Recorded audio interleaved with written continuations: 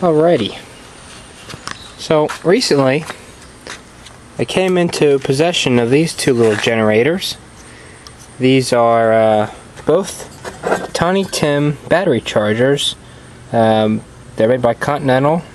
See, they're 240 watts, 6 volts.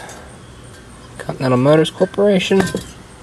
They're pretty neat little things, all self-contained. Fuel tanks in the base. Little tiny engine. That might be maybe a 2-inch bore there. Really little thing.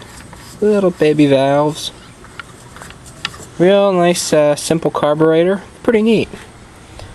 You can already see I've already started taking this one apart here. Here's a complete one. This one is tagged as a model farm generator plant. It's sold by Western Auto, but still made by Continental, and can still be called a Tiny Tim. This one turns over. It's got a stuck valve back here. Got the exhaust and the intake here. You can see the exhaust travels up down just fine, but the intake's stuck open. This one's interesting. It's had a little farmer fix back in the day. You know, somebody must not have been very happy with the little simple carburetor here. This is actually made by Zenith, this carburetor. Either that or it broke sometime in the past. It's only pot metal. And they fitted a little Carter Model N to it. Blocked off the original intake port here, and they have the little tube running right to the intake. So it's interesting to see what people do to keep their equipment running, you know. Somebody really had a use for this. They needed it to run. But anyway, these two units were donated by a YouTube fan. He doesn't have a channel himself, but he's a big fan of mine and of Road King, and of course all our friends, Racer and Dirtbike. He's a fan. His name's Jim. He's from South Carolina, and he contacted Road King and very generously sent these all the way up from South Carolina for us to make videos on and to get running, to just have a good time with. This one here is in nice shape. I don't know if this wooden base and little battery box is original, but it sure is. It looks nice, and you know, fit like a golf cart size battery in there, or an old tractor battery. So it'd be pretty neat.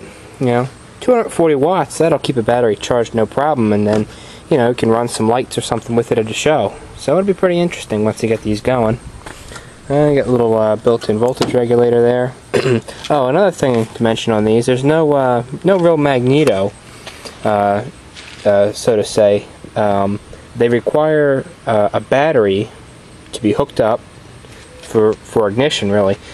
There's no flywheel magneto with magnets and stuff like that. You have an ignition coil and a set of points here, but no real, no way of generating a spark by themselves.